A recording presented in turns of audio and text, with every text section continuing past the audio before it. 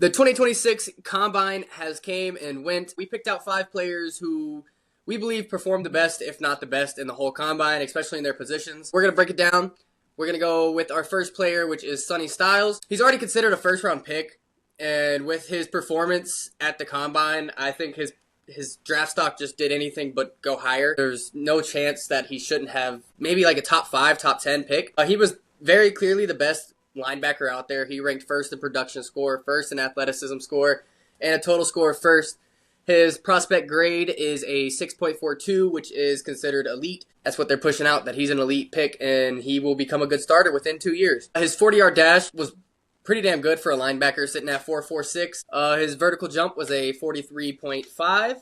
His broad jump was 11.2. His 3-cone drill was a 7.09. His 20-yard shuttle was a 4.26. NFL has what is listed as his strengths and weaknesses. They believe that he lines up the defensive front and makes adjustments if needed, so he's a good on-field leader. He's going to tell you where you need to be, why you need to be there. If we're going to go to his weaknesses, recognition of blocking schemes needs work, and he can afford to crank up the urgency at times, so he must play slow in certain situations. In other situations, he'll crank it up. But I think he needs to have that all the way up to the max 100% of the time. We got the tight end, Eli Stowers from Vanderbilt. Overall, in Indianapolis, the tight end group was pretty impressive. You had Oregon's Kenyon Sadiq. He set the tight end record in the 40 for 4.39. And Stowers broke the vertical record. And I believe the broad jump record. His vertical record was 45.5 and an 11'3" broad jump at 6'4" and 239 pounds, which is insane. Bro's a fucking unit. Yeah, he is a unit. He also ran the 40 in a really good 4.51. NFL has his prospect grade at a 6.24, which is eventually will be an average starter. I feel like he's going to do a little bit better than that.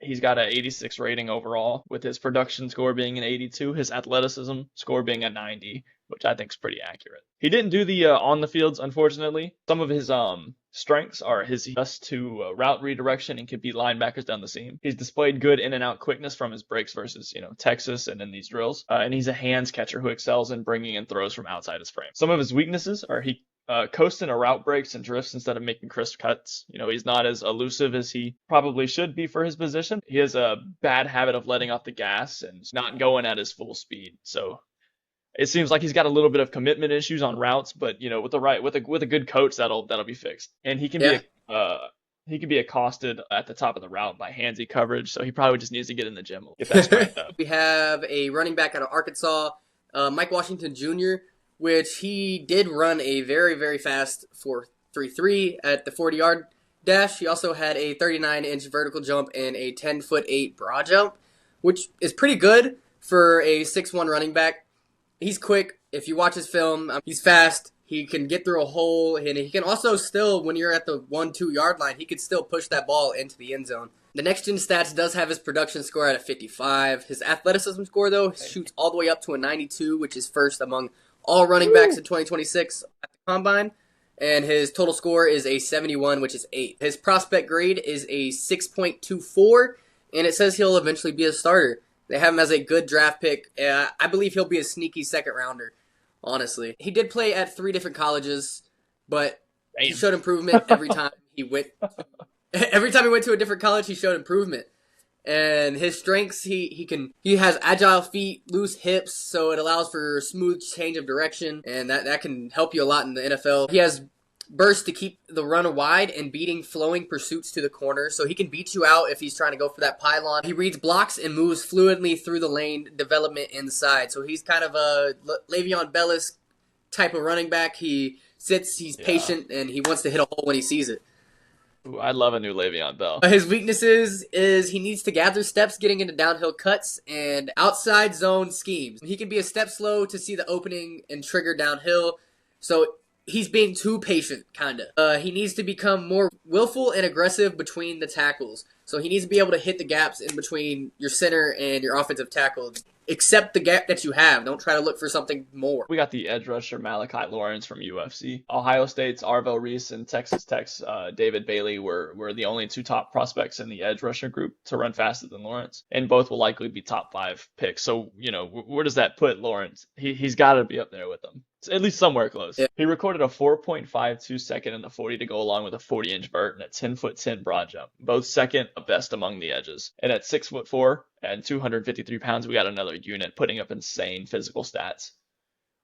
He looked amazing. He looked smooth and polished during the field drills. His prospect grade is a 6.23. It has him and eventually will be an average starter, but we'll see also how that goes. This is based off just their physicals and their on-field drills, so we'll see how it goes. His next gen stats is a 73, which is rated good. His production score was only a 69, which leaves a little to be wondered. But his athleticism score was an 86, with his total score being a 73. And some of his strengths are he's an enticing blend of height, length, and athleticism. He's a tempo-based rusher with a full gas tank to go hunting, so he's got the stamina to get in there over and over again. He's not going to be that one guy who gets gassed out and they have to keep bringing him out. And he rarely repeats rush sequencing or entry angles in the series, so he's always got a different plan. He's got a new one to attack every single down. You definitely need that to stay consistent to getting to the hole or getting into the game, because at the NFL level, if you're running the same thing over and over and over, the same attack over and over, you're going to get stuffed. Some of his weaknesses are he needs to play with better discipline and assignment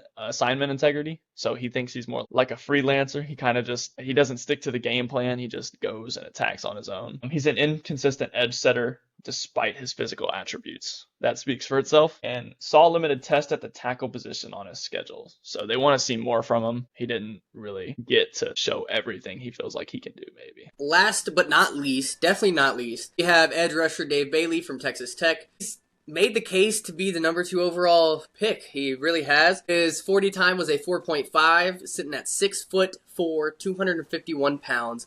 That he had the third top speed in the 40, sitting at 22.91 miles an hour. That big boy was moving. His prospect grade was a 6.78. That is sitting already at a year 1 starter. They think he's going to be drafted straight, thrown in to the trenches, and let him fucking go out there and make some sacks, make tackles for losses. His production score was a 98, which is first in the edge defensive in Combine of 2026.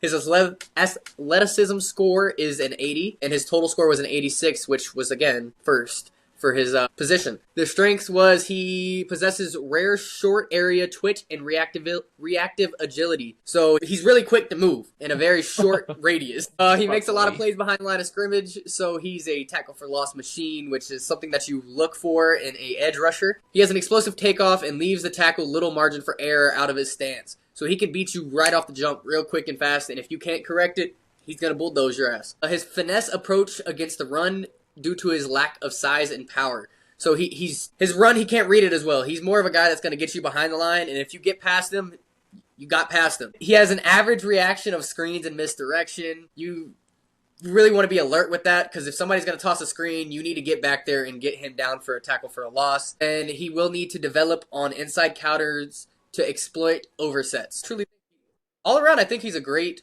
edge rusher. Yes, you're going to have some weaknesses, but I do truly believe he did make a name for himself during this combine. Basically, what I'm hearing is don't get him on a one-on-one, because he's probably going to get stripped, burnt, and left in the dust. Facts. But hey, breaking into the quarterback, he's got that Myles Garrett-esque type of read to him. If you can move quick and he can beat you quick, and you can't recover from it. We'll see what he can do. I'm definitely excited. He definitely has, top 2 potential, but we all know where number 1's going, so you can't really beat that. Speaking of this team right here, we also did lose our edge rusher, Max Crosby, today. Very, very sad day for me. Jaden's been rubbing in my face since they released the news. I blew up his phone as soon as I saw it. I told him before the season started, I think Max Crosby's going, and I said I think he's going to the Ravens. And where the hell did he go, Logan? He went to the fucking Ravens, man. I had 6 people hit my fucking phone up the second that trade dropped. I was like, bro, leave me alone. So everybody who was calling me crazy for saying that he was leaving and going to the Ravens, I want an apology. Thank you. But there was 5 prospects from the NFL Combine that we think performed very well. We'll see where they get drafted. I think it'll be exciting. I think some teams will be able to fill a lot of holes with this draft prospect list that they got coming. Who do you think we didn't include that we should have included? Who do you think we included that we should have included? I think we did pretty good, though.